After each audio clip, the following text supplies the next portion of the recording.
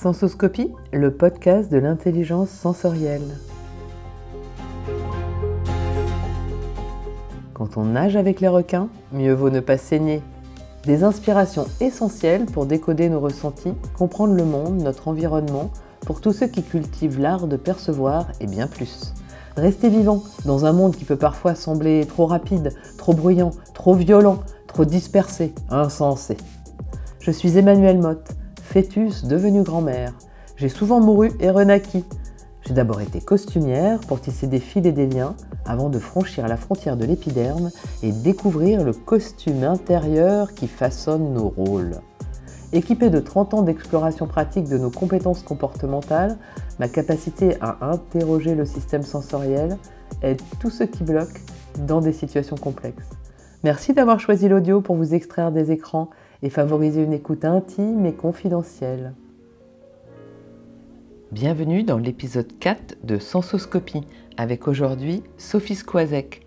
Attention, épisode insolite.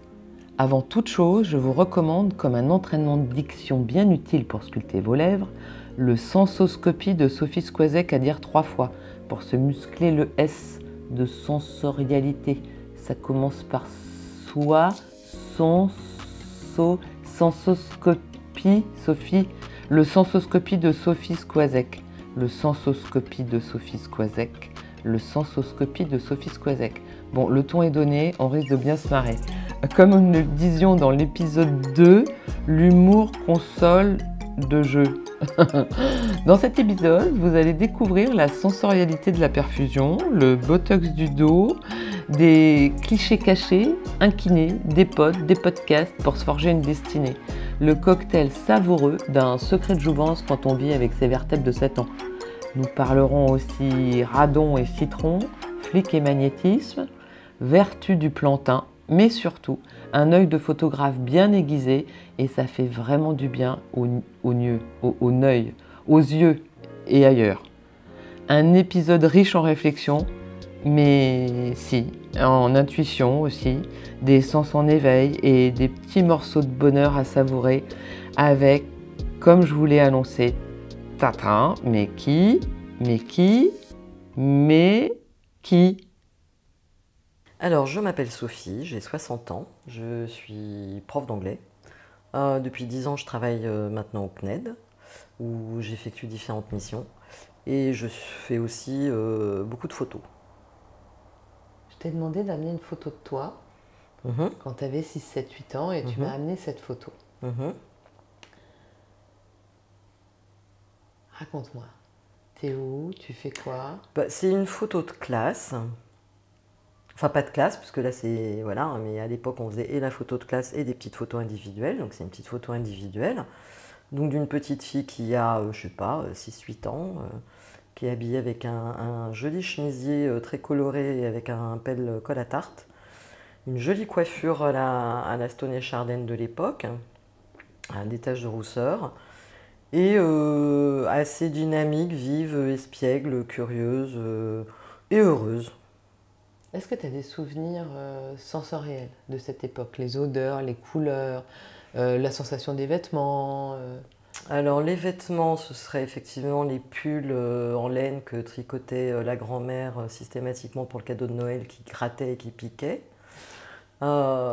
Aussi d'autres vêtements tels que cette magnifique chemise là qui était en lycra et qui faisait des petits quand tu les mettais, quand tu les enlevais.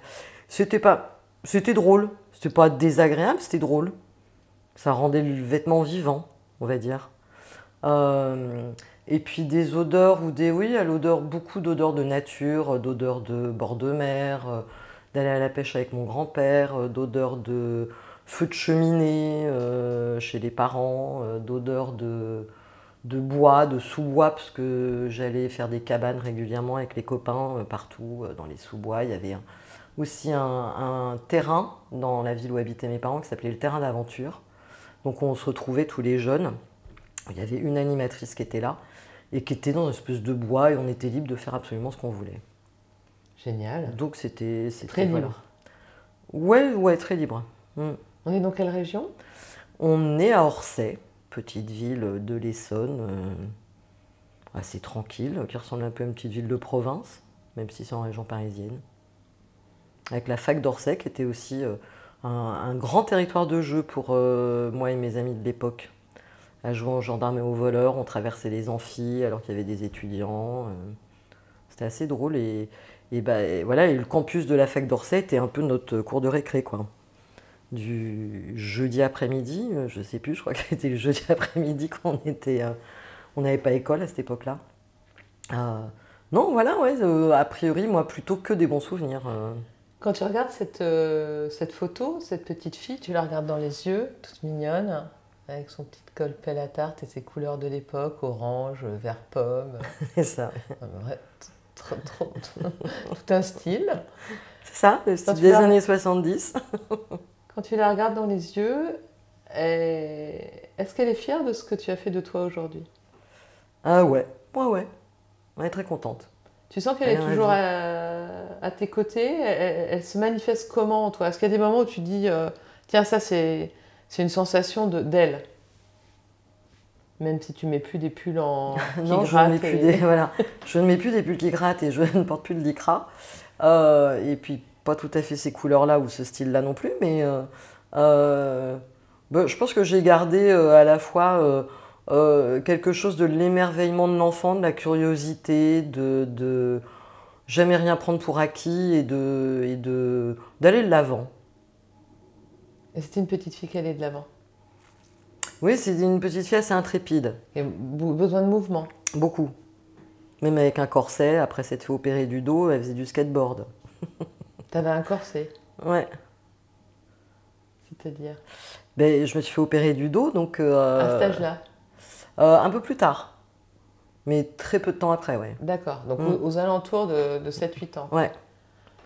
Mais j'ai eu des corsets très tôt d'ailleurs, parce que j'ai eu des corsets même dans mes lits de bébé. Ah oui, donc t'es née... Je suis un peu née avec un corset, ouais. T'avais une... Mais je sortais de mon corset régulièrement, même tout bébé en fait. Donc t'as vécu avec un corset tout petit? Ouais. T'en gardes des sensations de ce corset ou comment tu le... J'ai gardé des séquelles, je dirais pas des sensations, des séquelles pendant assez longtemps. Des séquelles de sensations? Ouais, des séquelles de sensations d'étouffement, puisque c'est quand même vraiment quelque chose qui t'empêche de respirer. Tu vis avec une armure? C'est ça, parce que j'ai eu donc des corsets en ferraille, en plastique, en cuir, en plâtre, etc., etc. Enfin, j'ai fait un peu toutes les variations de l'époque du corset. Et pourquoi tu avais besoin d'un corset? Parce que j'avais une déformation de la scoliose et qu'à l'époque, ils pensaient naïvement que de te garder droit dans un appareil éviterait à la colonne de pencher davantage. Et ça, ils s'en sont rendus compte, tu avais quel âge? Maman s'en est rendu compte quand j'avais 7-8 mois, je crois. Donc c'est pour ça que je disais que toute petite, à l'âge de, je sais pas, peut-être commencer à me mettre dans un corset à l'âge de 9 mois, 10 mois, 1 an, je sais plus. Mais ça servait à rien, parce que de toute façon, je l'enlevais et je me barrais du truc. Et après, ça a été, voilà, après les interventions chirurgicales, là, c'était par contre indispensable ce corset le temps que la greffe osseuse se mette en place et de bien maintenir la colonne droite. Donc là, voilà, il fallait que je porte tous les jours et aux grandes dames de ma mère, voilà, je faisais du skateboard, je faisais du vélo. En tout cas, ce corset ne t'a pas empêché d'être en mouvement? Non, jamais. Et d'aller découvrir le monde? Non. Au contraire, ça a peut-être été un moteur, en fait. Justement, d'avoir ce truc qui veut t'immobiliser. Du coup, moi, ça m'a plutôt créé le mouvement. Ou l'envie du mouvement, en tout cas. Très clairement. Et donc cette petite fille, à ce moment-là, quand tu la vois qui joue finalement, comme si elle n'avait pas de problématique particulière avec ce corset et ce dos, dans son environnement, elle a des amis, etc. Est-ce qu'elle ressent... est-ce que tu avais des douleurs? Est-ce que tu avais c'était déjà... Comment tu vivais avec ça? Il n'y avait pas de douleur, il n'y avait pas de douleur de colonne vertébrale, il y avait la douleur des corsets qui n'étaient pas agréables. Quand il fait chaud, il fait encore plus chaud avec un corset. Et puis ça limite quand même les mouvements. Je me rappelle une fois où, puisque donc j'ai pas suivi une scolarité normale, puisque j'ai été hospitalisée à plein de reprises pour des durées qui étaient quand même assez longues. de 1 an en 1 an, etc. Et à un moment, j'avais réintégré en 3e pour quelques mois, et donc j'avais ce corset. Et une fois, en voulant ramasser un stylo qui était tombé quand j'étais dans la classe, et ben, du coup, je suis tombée, mais voilà, parce que le corset permettait pas de... Et je suis restée au sol, et en fait, le prof ne connaissait pas mon histoire. Et donc, un peu engueulé en me disant, mais ça suffit, Mlle Squazek, de faire le clown par terre. J'ai dit, ben, je suis désolée, mais je ne peux pas me relever. Et donc là, il y a tous mes petits camarades qui avaient pris ma défense en disant, mais oui, monsieur, elle a été opérée, elle a un corset, si on la ramasse pas, elle ne peut pas se relever toute seule. Il n'était pas au courant? Non. Impressionnant. Bah non, mais en même temps, à l'époque, c'était plus souvent, ça se passait plus souvent comme ça. Je pense que déjà à l'époque, il y avait probablement beaucoup d'enfants qui étaient 10 quelque chose. Et pour autant, voilà, on n'en faisait pas un fromage, j'ai envie de dire, quoi. C'est pas de faire un fromage, c'est de mettre les gens au courant de la particularité qu'un Bah enfant oui, va mais pas c'était, pouvoir- voilà, c'était pas quelque chose à l'époque, voilà, non, je pense que c'était pas quelque chose d'extraordinaire qu'il soit pas au En tout courant. cas, toi, tu l'as pas ressenti comme ça. Non. Bah, sur le moment, j'avais ressenti une forme d'injustice en me disant, bah, il est un peu crétin quand même. Mais bah, du fait il n'était pas au courant, il n'était pas au courant, donc il pouvait effectivement penser que j'étais en train de faire l'imbécile au sol. Hmm. Bon, après, il s'était excusé. Voilà, mon petit camarade m'avait ramassé. Il s'était excusé. J'étais allée le voir à la fin de l'heure. J'avais soulevé ma magnifique chemise qui avait dû quand même changer dans l'intervalle pour lui montrer que, effectivement, voilà, j'avais un corset et que, bah oui, si je tombais au sol, je pouvais plus me relever. Donc sensoriellement, de cette époque, à part la sensation du corset et les pulls qui grattent Et le lycra qui... et l'écran qui crique, qui crispe, est-ce que tu sens aujourd'hui qu'il y a des empreintes qui sont toujours actives ou qui se réveillent de temps en temps? Bah, je dirais oui et non. Forcément, c'est ce que je disais, hein, moi, j'ai gardé pendant très longtemps des séquelles de ces corsets dans la mesure où j'avais l'impression régulièrement d'étouffer et que j'ai fait tout un travail pour retrouver une liberté de mouvement à cet endroit-là, en tout cas, et comprendre pourquoi j'avais, entre guillemets, ces crises d'étouffement et qui, voilà, sont venues de là, en fait. Euh, Maintenant, non, j'ai pas, enfin voilà, j'ai plus du tout l'impression d'être corsetée et que, au contraire, voilà, moi je trouve que ça a été, au bout du compte, quelque chose qui peut être perçu comme négatif. Moi, je trouve que voilà, ça a été plutôt positif. Ça m'a permis une construction différente des gamins de l'époque que je côtoyais. Enfin, c'est une autre expérience. Et au-delà de cette mémoire de corset, est-ce que tu as d'autres mémoires de cette petite fille? Bah oui, ce que je disais tout à l'heure, une petite fille toujours en mouvement, assez espiègle, curieuse, et envie de donc comprendre, tu Oui. la sens aujourd'hui, Ah, toujours? voilà, elle vit avec toi. Ah oui. Je Il n'y a pense pas que... des fois où elle se manifeste plus que d'autres. Non. Non, on s'accompagne depuis avec bonheur. Moi, je trouve que c'est sympa de garder voilà, le sens du merveilleux de l'enfance, l'émerveillement, la curiosité. Je trouve que dans la vie, c'est fondamental. Tout à fait. Entièrement d'accord avec toi. Voilà.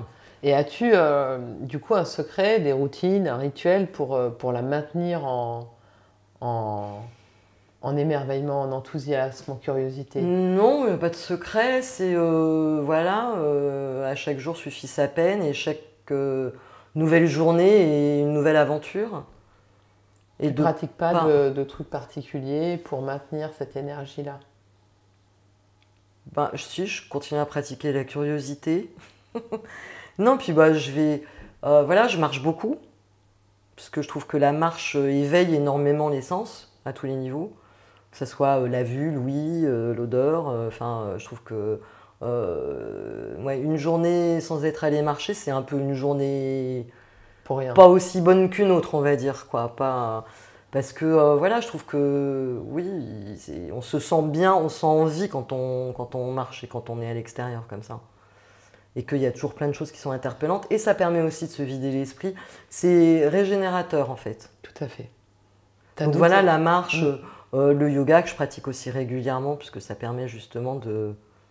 Moi ça me permet aussi de décorseter la colonne vertébrale qui elle est toujours en souffrance. Donc il faut s'en préoccuper aussi un peu et ça permet de garder une certaine forme de souplesse. Et puis le yoga, je trouve, permet aussi une écoute du corps, mais pas que du corps, une écoute de la température de l'esprit, de tout à un moment donné, quoi. Tu as des exercices qui sont adaptés à toi? Ouais. Que tu as Au appris yoga. intuitivement ou qu'on t'a transmis? Non, non, qu'on m'a transmis. C'est une amie qui est yoga thérapeute qui, en tout cas pour ce qui est du yoga, m'a transmis ça. Et puis après, moi, j'ai été aussi piocher des choses un peu à droite à gauche, chez divers psychothérapeutes, sophrologues, kinésiologues. Et puis aujourd'hui, Internet est une source infinie d'inspiration à ce niveau-là. Donc je pratique aussi beaucoup, assez régulièrement, des séances d'auto-hypnose, des choses comme ça. Je trouve que c'est pareil, ça permet de vider et de respirer. T'as toujours beaucoup de douleurs? Oui, au quotidien. Tous les jours, pour ainsi dire. Très clairement.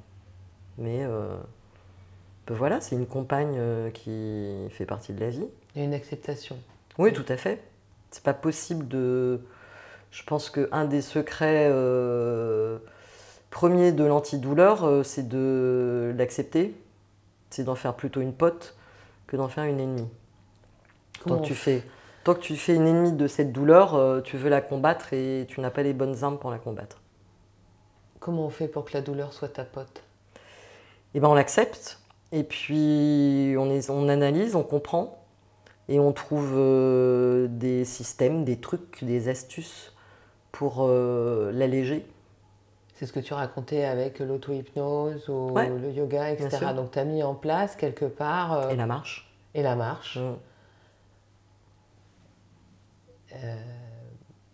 L'eau? Ah oui, l'eau. Bien sûr, l'eau. L'eau H2O. L'eau H2O, oui, bah, l'eau, c'est une merveille, l'eau. Que ce soit l'océan, la rivière, le jacuzzi, c'est Tu as thérapeutique. installé un jacuzzi dans ton jardin? Bah oui, j'ai un jacuzzi thérapeutique. Au bout du compte, ça me coûte beaucoup moins cher que de faire des cures, même prises en charge par la sécurité sociale. Et c'est surtout que c'est à dispo dans le jardin et j'y vais quand je veux.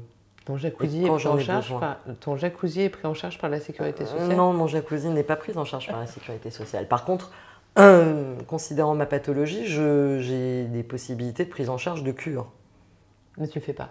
Non, parce que les soins sont pris en charge, mais pas l'hébergement. Or, dans ma pathologie précise, tu n'as aucun soin à moins de 3 semaines, 1 mois.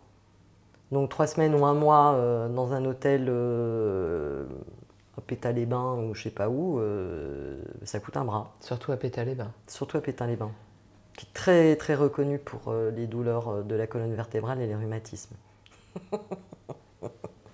Donc voilà, le jacuzzi, effectivement, un investissement à la base, mais plus de 15 ans de bons et loyaux services, et voilà, et c'est magique de se plonger dans l'eau quand on a mal. Déjà l'eau, hop, tout de suite on est plus léger, on flotte, on a beaucoup moins la gravité, et donc de fait les douleurs s'amenuisent. Donc aujourd'hui, en fait, tu as aménagé ta vie, on va dire, qui te va plutôt bien pour pouvoir vivre la douleur au quotidien. C'est ça.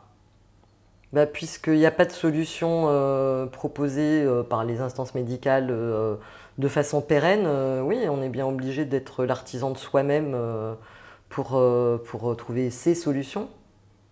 Donc, oui, on fait avec les moyens du bord. Mais bon, je serais ravie, hein, demain, si on me trouve une solution médicale pérenne, je la prends aussi. Mais pour l'instant, j'ai pas de solution. Mon doigt a déjà été multi-opéré, il est hors de question de le réopérer, donc j'ai pas de solution chirurgicale. Il y a certaines solutions qui existent, que j'ai essayé, la cryothérapie, enfin voilà, et bientôt le botox. du dos. Mais Pourquoi bon, le Botox? le Botox, parce que en fait, comment on dit, ça Neutralise. neutralise, voilà, les muscles donc, et les nerfs. Et donc, ils se sont rendus compte en faisant des études que ça soulageait des douleurs neuropathiques. Donc tu vas plus avoir de rides dans le dos. Donc, j'aurais plus de rides dans le dos, quelle merveille. J'ai hâte. Donc, normalement, je dois commencer un protocole d'acide, comment ça s'appelle? Hyaluronique. Hyaluronique. C'est ça? Ouais, je crois, en Ambroise-Paré à Boulogne en septembre. Histoire à suivre, 3 petits points. Et donc, voilà, pour les douleurs neuropathiques, hélas, aujourd'hui, l'offre médicale est assez restreinte. Donc, ben voilà, ce que je disais tout à l'heure, on est artisan de soi-même et ben, on met en place ses propres solutions. Et avec les équipes médicales, est-ce que quand tu les vois, donc ils te proposent rien, visiblement, pour améliorer, à part Alors, le si les Botox? infiltrations lombaires, voilà, Toi, t'en as fait? ça j'en fais régulièrement, on a le droit d'en faire 3 par an, j'en fais 3 par an. Ça te soulage? Ça soulage, mais voilà, une fois de plus, c'est jamais sur du long terme. Mais bon, quand c'est un soulagement sur ne pas avoir de douleur pendant un mois, déjà c'est magique. On retrouve quand même certaines formes de bien-être et de liberté qu'on a oubliées en fait. Quand on est dans la douleur au quotidien, on a l'impression qu'on a oublié quelque chose. Ah oui, c'est comme si la douleur était tellement ton pote Bah, c'est ça. que quand t'as plus ton pote, tu dis il me manque mon pote. Ben, une fois, je suis comme ça, j'étais sortie de l'hôpital au bout de je sais pas combien de temps et j'avais plus de perf. Et bah, quand j'ai quitté l'hôpital, j'étais sûre d'oublier quelque chose. Ta perf. C'était le pied de perf, puisque ça faisait des mois que je me promenais avec. Ah oui, et après, il y a des choses qui s'inscrivent voilà, dans une certaine routine. Ta perception du monde est différente. Je ne sais pas si elle est. On a tous notre perception du monde. Toi, c'était d'avoir ta perf. Alors, à cette époque-là, ça a été d'avoir ma perf. Et toujours aujourd'hui, c'est de vivre avec voilà, une certaine forme de douleur. Et encore, qui n'est pas non plus. Il y a des gens qui ont voilà, des maladies avec des douleurs qui sont bien plus importantes que les miennes. La médecine traditionnelle, elle te propose des infiltrations lombaires et elle te recommande d'autres choses. Non. Ah si, bah, de la kiné. Tu fais de la kiné aussi? Oui. 2 fois par semaine, minima. Tu vas chez quelqu'un pour le faire? Chez Stéphane. Qui est devenu un pote, hein, parce qu'au bout de... Tout le monde est ton pote, en fait. 20 ans. Ouais, j'ai plein de potes. J'adore les potes. Et j'adore aussi les podcasts. Excellent. Dis-moi, Sophie, j'ai vu que tu faisais des magnifiques photos. On est chez toi, il y en a plein chez toi. Et j'aimerais que tu me parles de ton travail. Alors, c'est pas un travail, c'est un hobby, comme on dit. Ouais, un hobby, une passion, une envie.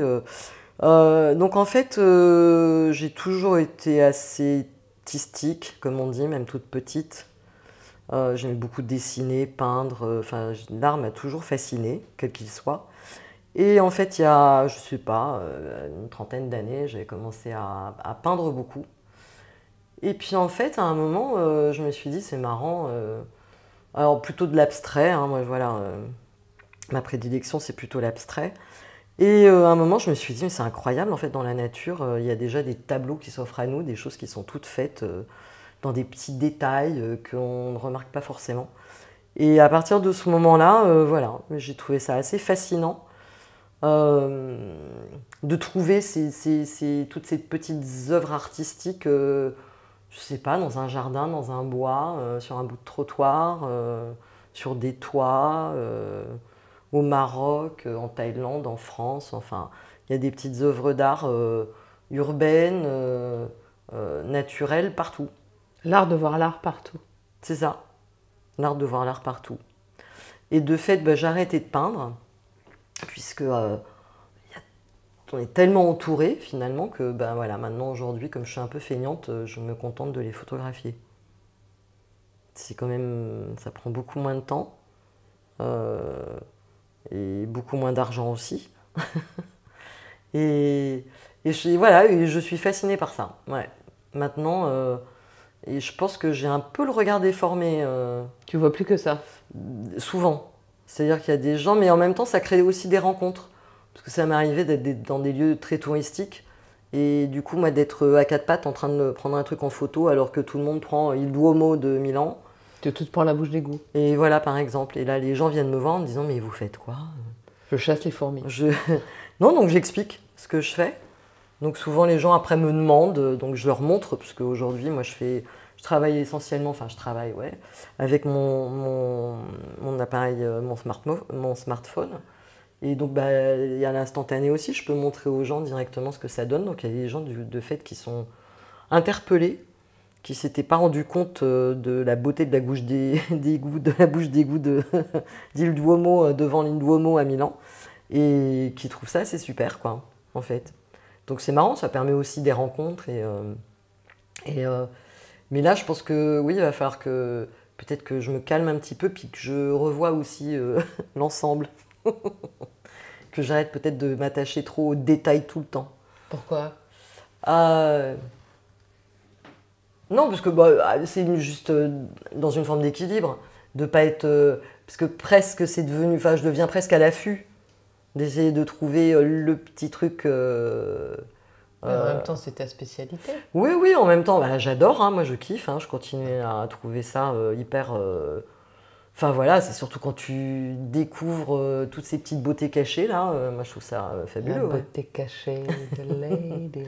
Là, en l'occurrence, c'est la beauté cachée de certaines verrues urbaines, parfois, ou d'un arbre mort, mais qui a une écorce fabuleuse. Donc en fait, voilà, c'est peut-être du recyclage de la beauté pas la plus évidente.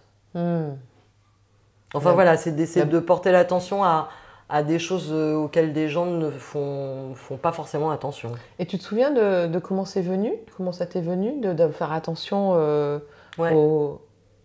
tout à fait, puisque donc c'était donc dans un petit village qui s'appelle Tifnit, qui est pas très loin d'Agadir, que eux là-bas appellent la petite Venise locale, parce que en fait la ville est pratiquement les pieds dans l'eau à marée haute.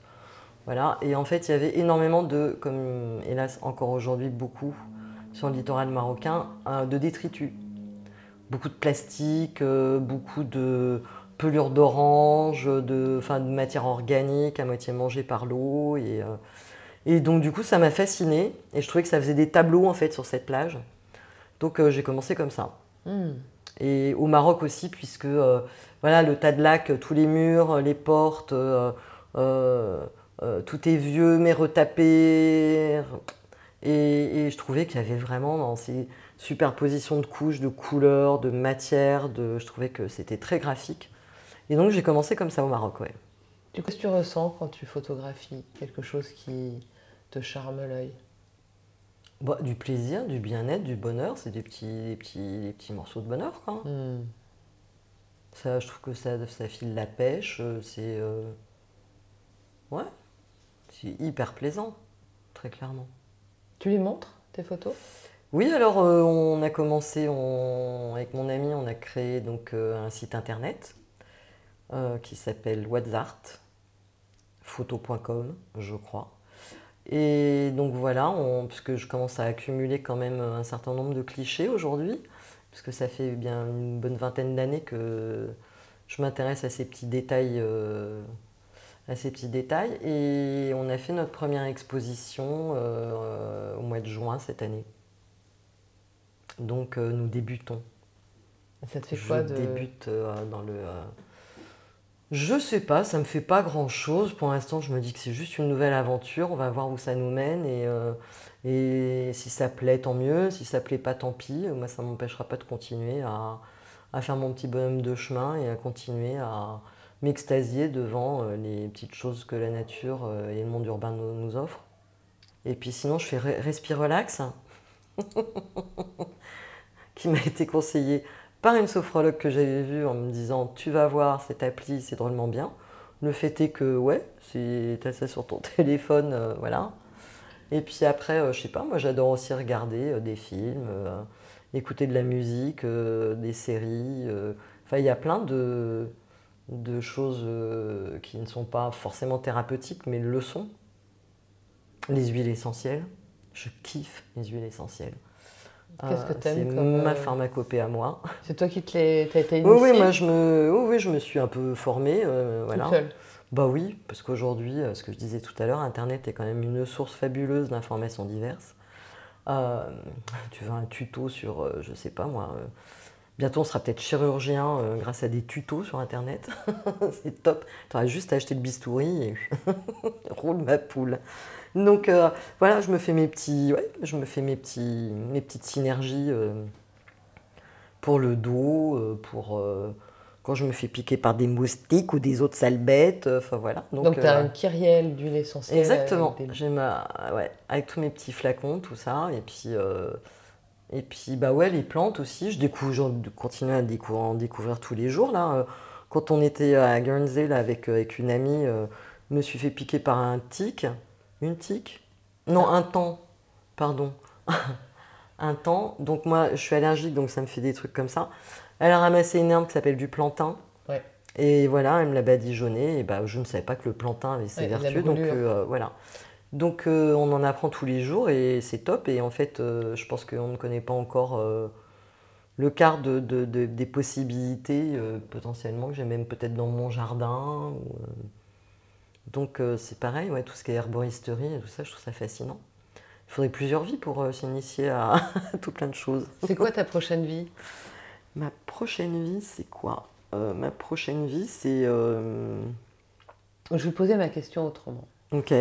Quel est ton plus profond désir?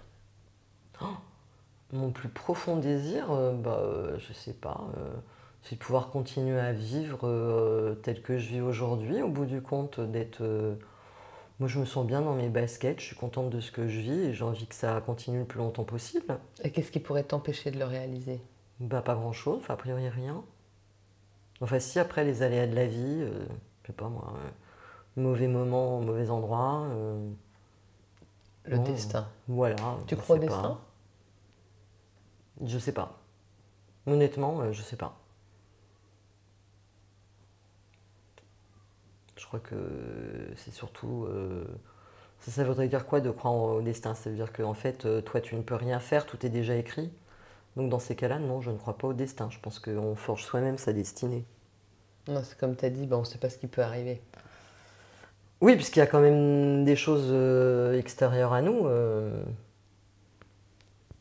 Donc, je sais pas, à Guernsey, là, j'avais pas décidé de me faire piquer par ce putain de temps.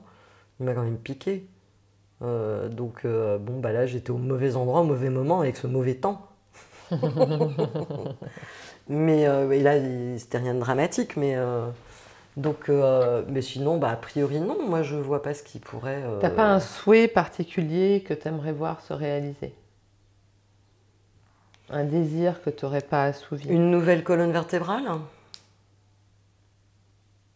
Mais... Dis-moi ce que tu serais prête à faire pour réaliser ce désir. Pour avoir une nouvelle colonne vertébrale? Déjà, il faudrait que ça existe. Et je pense que, hélas, de mon vivant, avec, je ne pense pas voir... une imprimante 3D. On te prélèverait une cellule de ta colonne avec l'homme... Ah, mais je pense qu'un jour, ça existera, c'est sûr. Parce qu'on en est aujourd'hui aux prémices quand même un peu de ça. Mais je pense qu'effectivement, d'ici, je sais pas... 30, 40, 50, 60, un siècle, ça existera, c'est sûr. Sur des gens, je regardais là, je sais pas comment ils appellent ça, l'homme augmenté, mais pas au sens, au sens de la santé. Je voyais des gens qui n'ont plus de bras ou plus de jambes et qui peuvent, c'est quelqu'un qui a plus de bras, mais qui peuvent quand même taper un texte rien qu'en le pensant. Donc ça ne te donne pas une nouvelle colonne vertébrale, mais... il y a aussi pour les implants dentaires. Ouais, tu peux avoir exactement là-dedans. Pas pour l'instant encore, mais pour l'instant on en a encore à l'implant en je sais pas quoi là, en inox ou je sais pas quoi. Bref, mais non, certainement ça existera un jour, mais même si j'ai envie de vivre très vieille, je ne pense pas que je vivrai assez vieille pour pouvoir bénéficier d'une implantation de nouvelles colonnes vertébrales. Tu penses que la science va moins vite que toi? En en termes de... Elle avance vite pourtant, hein. Mais on vieillit vite aussi, en fait. Aujourd'hui, est-ce que tu es au courant des gens qui ont la même chose que toi? Est-ce qu'ils sont traités différemment? Ben non, j'appartiens pas à un club des rescapés de l'hôpital. Un enfant qui naît avec... Ah non, aujourd'hui, tu veux dire... Ah non, mais c'est beaucoup... Bah, de la même manière, ça s'est beaucoup amélioré. Moi déjà, à l'époque, quand on m'avait opéré, je suis restée 1 an allongée. Il y avait des éléments de torture, on te mettait un poids à la tête, des étriers aux pieds, avec des poids aux pieds aussi, pour tirer la colonne, tout ça, ça n'existe plus. Et voilà, et moi c'était 1 an à l'hôpital, dont voilà ce que je viens de dire, pratiquement 1 an allongé. Aujourd'hui, un gamin qui a les mêmes soucis que moi, ça va durer 1 mois. Donc là aussi, la science a fait des progrès. Mais pour autant, il continue à faire ce qui s'appelle une arthrodèse, c'est-à-dire à bloquer la colonne vertébrale. Et pour l'instant, ils ont pas, à ce niveau-là, ça n'a pas tellement avancé non plus. Ils continuent finalement à pratiquer le même acte chirurgical qui est devenu beaucoup moins invasif grâce aux nouvelles techniques chirurgicales, mais ça n'empêche que ça reste la même chose. Ils bloquent la colonne. Pour l'instant, ils ne savent pas. Comment la croissance peut se faire s'ils bloquent la colonne? La croissance continue à se faire de toute la partie de la colonne parce qu'ils ne bloquent pas toute la colonne. Donc la croissance s'arrête sur les 3, 4, 5 en fonction de la pathologie de la personne. Ils vont bloquer 2 vertèbres, 3 vertèbres, 4 vertèbres. Ils ne bloquent pas toute la colonne vertébrale. Donc la colonne vertébrale, les autres vertèbres continuent à grandir. Il n'y a qu'une partie qui est bloquée. Donc toi, tu n'as qu'une partie qui est bloquée. Ouais. Donc tu as une partie qui est restée à l'âge ouais, de la première opération. Ouais. De cet âge de la photo. Ouais. Donc tu m'étonnes que tu es proche de ton enfant. Je l'ai encore en moi. Tu as toujours sa colonne. T'es là quand même. Quel bonheur. Ouais, c'est dingue. Je n'avais jamais pensé de cette manière-là. C'est top. Mais je trouve que dans ton enthousiasme et ta vitalité et ton émerveillement et ta capacité à rester curieuse, tu as quand même cette petite fille qui est très active. On te sent très enjouée, très alerte. Oui, je suis restée très jeune. Et donc je me dis, tu as toujours tes vertèbres de 7 ans. C'est ça. Tu vois? Donc c'est ça en fait. Le secret de... Mais en fait, il faut bloquer la croissance des colonnes de tout le monde. Bloquer les colonnes de tout le monde restera émerveillé, enjoué. Bloquer les colonnes. Alors, le dernier livre, Mon secret de jouvence, j'ai bloqué ma colonne de 7 ans. Vous voulez rester jeune, bloquez votre colonne. Genre, c'est comment écoute ton enfant intérieur. Toi, tous les jours, il te fait... Voilà, c'est ça. En même temps, il crie un peu, quoi, parce qu'il est resté bloqué, finalement, le pauvre. Oui, mais du coup, toi, en tant qu'adulte, tu le libères éternellement en allant lui montrer des choses que les autres voient peut-être pas beaucoup, en allant te baigner dans ton petit jacuzzi, en allant... Tu vois, en fait, tu passes ton temps à t'occuper de ton enfant de 7 ans avec sa colonne bloquée. C'est marrant cette histoire de... J'avais jamais percuté, même moi, tu vois, que mais tes vertèbres étaient restées... Oui, j'ai des vertèbres. Ouais, non, pas naine, jeune. T'as des vertèbres. D'ailleurs, je sens poindre comme une once de jalousie sur le fait que toi, tu n'es plus que des vieilles vertèbres. Ouais. C'est moche finalement de n'avoir que des vieilles vertèbres. Franchement, quand je pense que tu as tes vertèbres... Arthrosées, rhumatismées... Tu as toujours tes vertèbres de 7 ans, quoi. C'est dingue, ouais. Alors que j'ai perdu par contre mes dents de lait. Hein. Enfin, comme beaucoup de gens. Assez exceptionnel. Ouais. T'es bio-woman en fait. Bio, je sais pas. T'es bien. Pas que. Pas que bio. Un petit mélange. Bien les méchantes. Est-ce que tu as déjà expérimenté des trans, des transitions, des transformations, au-delà de la transe de la douleur, on va dire? Des trans...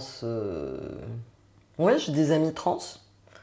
Donc j'expérimente la transsexualité à travers ses potes. On revient toujours aux potes. C'est dingue. Ouais. Mes vertèbres de 7 ans et mes potes. C'est ça. Mes transformations, bon, je sais pas, moi je trouve que tous les jours de la vie, Tu transformes tous les jours, en fait. oui, ouais, c'est ça. Moi je trouve que chaque jour est une vie. Je trouve que Ouais. voilà, faut naître avec cette appétence et puis cette envie et se faire plaisir et voilà, oui, moi je trouve que chaque jour est une vie. J'adore cette philosophie. Ouais, moi aussi j'aime bien. Philosophie, on l'appelle. Ouais, c'est ça. Bah oui, hein. La pomme, philosophie de Sophie. la pomme est pas tombée loin de l'arbre, hein. Ou devrais-je dire, la vertèbre est toujours dans la colonne vertébrale, hein.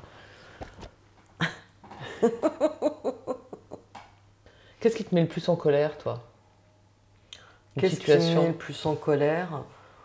Bon, il y a plein de trucs, puisque ça dépend des jours. Un sujet Je récurrent. trouve, ah bah, sujet récurrent, je trouve que les gens deviennent de plus en plus incivils. Donc il y a ce que j'ai surnommé les vies ma vie. Ils m'exaspèrent. C'est-à-dire? Bah, je veux m'acheter un paquet de clopes, bah non, je vais pas me faire 10 mètres pour aller me garer, je vais me tanker au milieu de la rue et j'emmerde tout le monde. J'emmène ma maman au RER, bah, je vais m'arrêter au milieu de la rue et puis je m'en fous, tout le monde attend que ma meuf elle descende de voiture. Bah non, quoi, moi j'ai pas envie, c'est pour ça que je les appelle mes vies ma vie, puisque moi je suis désolée, mais j'ai pas à être prise en otage et à vivre les 3 minutes que va me mettre monsieur machin, aller acheter sa baguette, ou les 2 minutes que va mettre Sandy à descendre de la bagnole de son mec pour aller au RER, quoi. Est-ce qu'il y a d'autres choses qui te mettent en colère? Non, mais ça m'exaspère particulièrement en région parisienne. Parce que je trouve que, voilà, c'est de plus en plus fréquent. Qu'est-ce qui me met en colère sinon, bon, je sais pas, il peut y avoir plein de trucs qui me mettent en colère. En fait, j'aime bien la colère, moi, je trouve que c'est sain, la colère. Comment Alors, faut t'es pas être quand en colère, faut pas être en colère tout le temps, hein, faut pas être dans une colère permanente, là, ça devient pathologique. Comment je suis quand je suis en colère? Bon, j'exprime, je Tu gueules. gueule. Ouais, ouais, je gueule.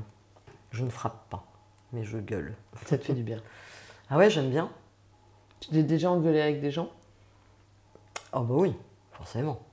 Si tu t'es pas engueulé avec des gens à 60 ans, là, t'as pas vécu quand Tu même, hein. t'engueules beaucoup? Non, je m'engueule pas forcément beaucoup, mais je m'engueule quand c'est nécessaire. Quand ça me semble nécessaire. Et ce que je disais, moi, il y a quelque chose qui m'exaspère. Voilà, c'est le manque de respect. Respect des consignes. Pas des consignes, respect des gens. Comment tu respectes les gens, toi? Ben, j'essaye de les... Enfin, j'essaye, oui, le mieux que je peux de les écouter, de les prendre en considération, De pas garer ma bagnole de devant pas la- garer, non, moi je le fais jamais, justement, ça. Ou mes petites, je sais pas, quand... ça, c'est aussi quelque chose qui m'exaspère dans les supermarchés en France. T'as 40 crétins qui font la queue, puis d'un coup, il y a une caisse qui s'ouvre, c'est la foire d'empoigne, il y a celui qui arrivera en premier, quoi. Ça, par exemple, aux États-Unis, enfin dans tous les pays anglo-saxons, ça n'existe pas. Ils ont encore le sens civique un peu inscrit en eux. C'est-à-dire que c'est le premier qui attendait dans la queue qui, du coup, va se dégager pour aller vers cette nouvelle caisse qui vient de s'ouvrir. Qu'en France, c'est une cata, quoi. Dans d'autres pays, tu l'as noté, l'incivisme. L'incivisme, honnêtement, non, pas autant qu'en France, je trouve. Souvent, dans tous les pays du Nord, tous les pays anglo-saxons, c'est des gens qui ont un sens à ce niveau-là quand même assez affûté, je trouve. Et je trouve ça très plaisant. Et bah, tous les pays latins sont beaucoup plus bordéliques et effectivement moins respectueux à ce niveau-là. Et c'est pareil, moi j'ai une carte handicapée prioritaire, donc théoriquement dans les transports en commun, je dois pas avoir la possibilité de m'asseoir systématiquement. Mais en France, tu fais comment pour... Déjà les fauteuils sont squattés, et puis quand tu rentres et quand la rame est bondée, quoi. Donc non, là, je ne vais pas m'amuser à mettre des claques à tout le monde pour réussir à aller jusqu'au siège qui m'est normalement dédié. Aux États-Unis, en Angleterre, ces sièges-là sont libres, tout le temps. Donc il y a vraiment, c'est quand même C'est il y a une grosse c'est différence. un état d'esprit. Oui, mais un état d'esprit, je sais pas, une éducation. Je crois que ça Aussi. vient de l'éducation. Oui, beaucoup, ouais. En majeure partie, je pense, oui. Mais il y a d'ailleurs, il y avait de l'éducation civique à un certain moment dans les écoles françaises qui n'existent plus depuis plus de 25 ans ou 30 ans. On a arrêté de faire l'éducation civique. Ça s'enseigne plus à l'école aujourd'hui. C'est bien dommage. Et c'est pour ça que moi je pense que oui, il y a aussi une relation de cause à effet. Euh, Bien souvent, je peux constater quand même que les personnes d'un certain âge sont souvent à ce niveau-là bien plus civiques que des jeunes aujourd'hui, par exemple. Alors, est-ce que c'est parce qu'elles ont bénéficié d'éducation civique et pas les nouvelles générations? J'en sais rien, mais je peux penser que oui, ça en fait partie en tout cas. Mais on fait avec, hein. En quoi l'écoute des sens t'a permis d'arriver là où tu en es aujourd'hui? Les quoi? L'écoute de tes sens. Ah, l'écoute des sens m'a permis d'en arriver là où je suis aujourd'hui. Moi, je trouve que c'est fondamental déjà de s'écouter, de se connaître, d'apprendre à connaître son corps quand il va bien, quand il est fatigué, d'écouter à la fois, je sais pas, oui, le corps parle, hein, il exprime des choses, donc je trouve que c'est important d'être à l'écoute. Et moi, j'ai toujours fait aussi énormément confiance à mon intuition. Et je trouve que c'est assez fabuleux en fait. C'est quoi l'intuition?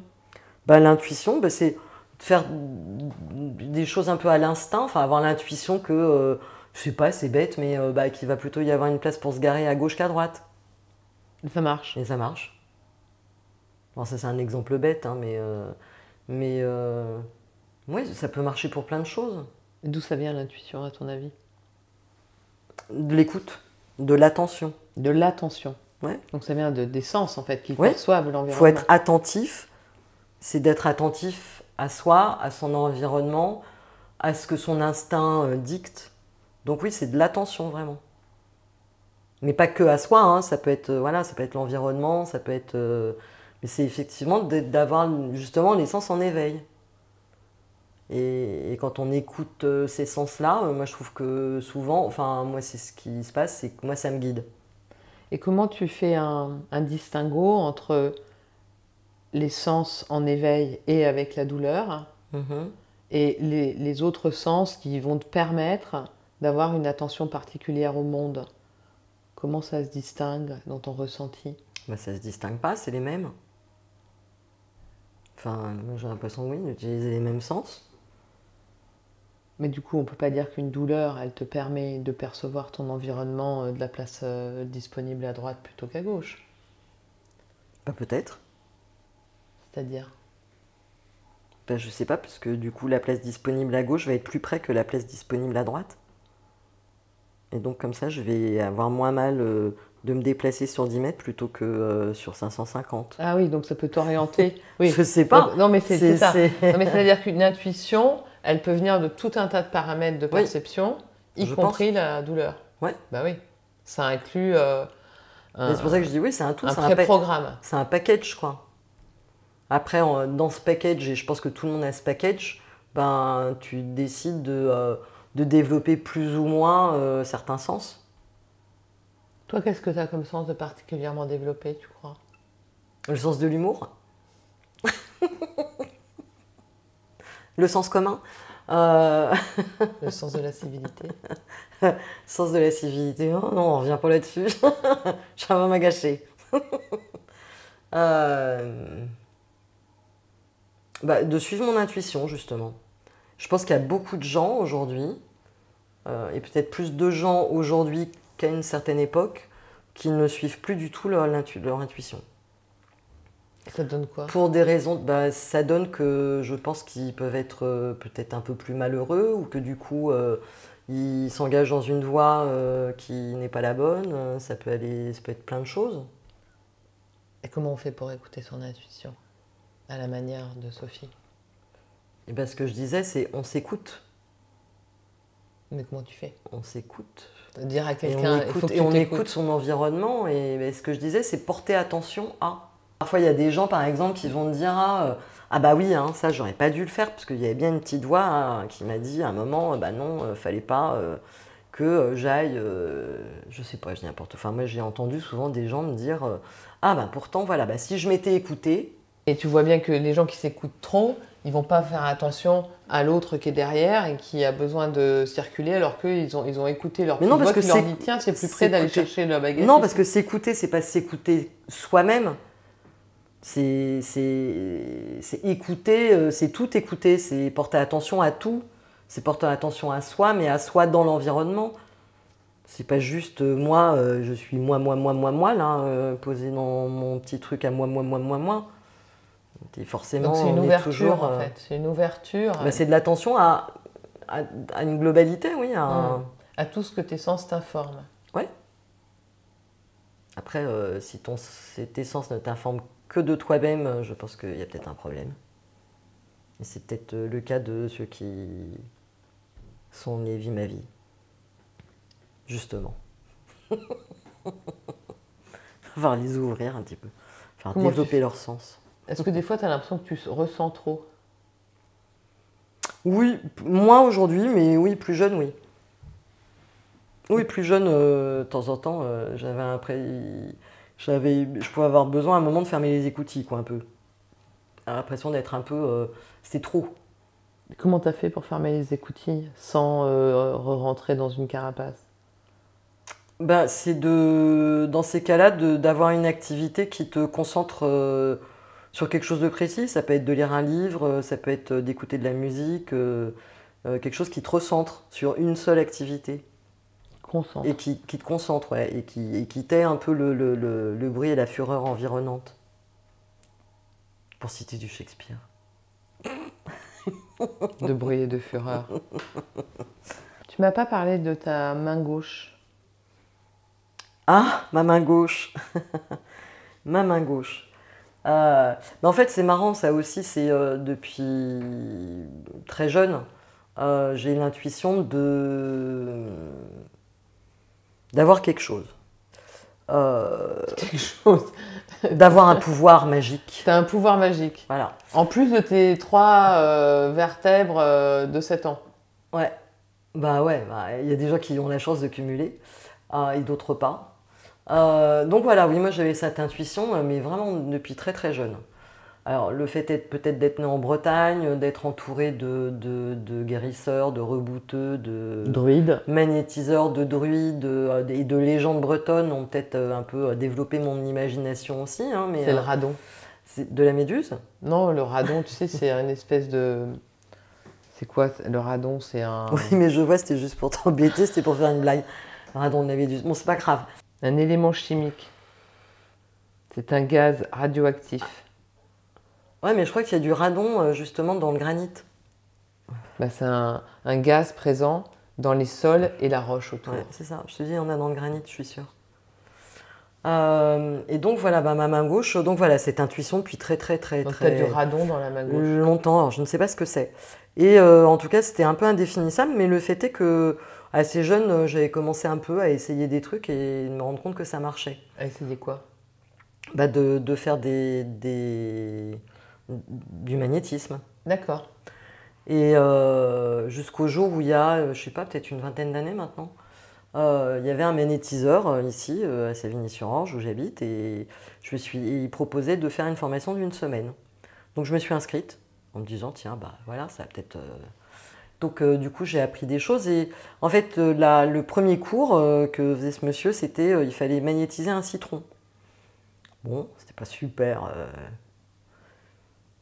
enthousiasmant hein, comme exercice, mais donc on lui avait tous posé la question de savoir pourquoi magnétiser. Donc si tu magnétises un citron, en fait, il ne pourrira jamais si tu as réussi à le magnétiser, ton citron. Tu peux le laisser dans une coupelle, 20 ans, 30 ans, il ne bougera pas. Voilà. Et donc, taxidermiste des fruits et légumes. C'est ça. C'est le magnétiseur taxidermiste des fruits et légumes. Alors pas des fruits et légumes, là en l'occurrence c'était un citron.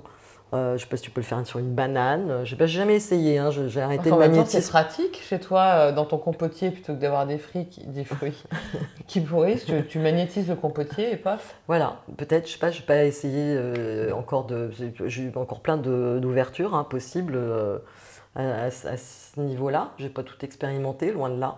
Mais donc le fait est que moi ça a drôlement bien marché. Mon citron. Et puis du coup, voilà, il nous a appris, lui, les techniques qu'il avait mis en place. Donc il partageait ses techniques. Il nous a appris plein de trucs. Et du coup, je me suis dit, ouais, ça existe, quoi. Ma main gauche, elle a un pouvoir. Donc, voilà. Donc je peux couper le feu. J'enlève des boutons, des irritations, des choses comme ça. Des douleurs. Et que ma main gauche. Et tu peux pas t'en servir sur tes propres douleurs? Alors ça, c'est là, il faudrait faire le stade XXXX, je sais pas quoi, du magnétiseur. Mais globalement, non, tous les magnétiseurs disent que c'est beaucoup plus compliqué de se magnétiser soi-même. D'accord. C'est possible, mais ça demande vraiment une pratique, pour le coup, au quotidien. Et moi, voilà, je suis pas... je m'en sers de temps en temps, si c'est utile pour des potes, une fois de plus, on en revient aux potes. Mais... si, alors je l'ai fait une fois sur moi où en touillant le feu, là j'avais eu des éclats et donc je m'étais brûlée à divers petits endroits là et du coup ça avait marché. J'avais plus du tout de traces ni de brûlure ni rien. Mais tu as déjà essayé de te poser la main là où tu as les douleurs? Et ça te calme? Ça marche, ouais. Oui, donc ça peut marcher sur soi sans avoir un bac plus 50. Non, mais après ça marche pour des petits trucs. C'est-à-dire que moi, par exemple, pour mes douleurs de dos, déjà, c'est pas pratique d'accéder à cet endroit. Et puis voilà, moi, je suis une petite magnétiseuse de petits bobos. J'ai pas passé le cap de... Comment tu le sais que tu es petite magnétiseuse? Parce que c'est comme tout. Bah oui, c'est comme tout. Voilà, il y a des... Oui, il faut pratiquer quand même. C'est comme une langue étrangère, si tu la pratiques pas, ben, tu la perds. Donc le magnétisme, c'est pareil, c'est quelque chose qu'il faut que tu... C'est ce qu'il t'avait dit, le monsieur avec qui tu avais fait ton stage. Il t'avait dit qu'il fallait pratiquer pour entretenir... Ah bah oui, lui était flic à la base, si tu veux. Et puis en fait, il s'est rendu compte que de génération en génération, ils avaient un truc dans la famille qui se transmettait.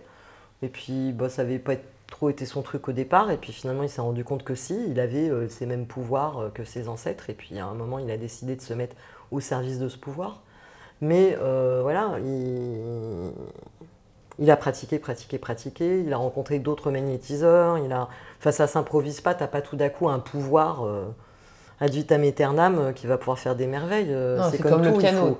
Oui, c'est ça. Un don et tu le développes. Voilà, faut le développer, faut l'utiliser régulièrement pour qu'il soit plus fort, plus puissant. Voilà, donc c'est pour ça que je dis, moi, je suis une petite magnétiseuse de dimanche pour les petits bobos. Parce que j'ai pas, jusqu'à présent, voilà, ça ne m'intéresse pas suffisamment pour m'y plonger et y passer des heures et des semaines, quoi. Mais je trouve ça assez fascinant, par contre. Bah, c'est bien pour les potes. C'est bien pour les potes. Qui ont des petits bobos, je précise. Des petits boutons, des allergies, des petites brûlures, ça oui. Voilà l'histoire de la main gauche. T'as des projets? Eh ben oui, et puis toujours ce projet WhatsApp, de voir si ça grandit, si ça marche, si ça plaît. Ça te plaît? Ouais, bah c'est sympa d'avoir des projets. Et ça te plaît de développer ce projet? Et bah oui, ça me plaît de développer ce projet. J'ai encore plein de matière. Plus que magnétiseuse. Ah ouais. Oui, parce que je trouve que... Oui, ce que je disais, moi j'ai une appétence depuis toute petite pour l'art. Je trouve que c'est thérapeutique, c'est beau, c'est questionnant, c'est très vivant et que je trouve que ouais, l'art peut apporter énormément aux gens, quoi. Aussi. En tout cas, ça t'apporte à toi. En tout cas, ça m'éclate. Et ça, c'est chouette. Yes. Merci Sophie. Merci Emmanuel.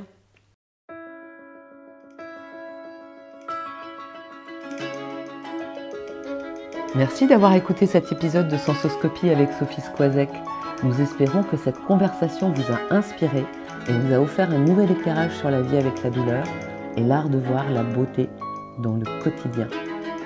N'oubliez pas de vous abonner pour ne pas manquer les prochains épisodes et pour découvrir l'univers visuel de Sophie et ses fabuleuses photos, n'hésitez pas à visiter son site WhatsApp, WATZART. C'était Sensoscopie, Sophie Squazek et WhatsApp. Prochain rendez-vous le 6 novembre et d'ici là, sensorialisez bien dans votre quotidien.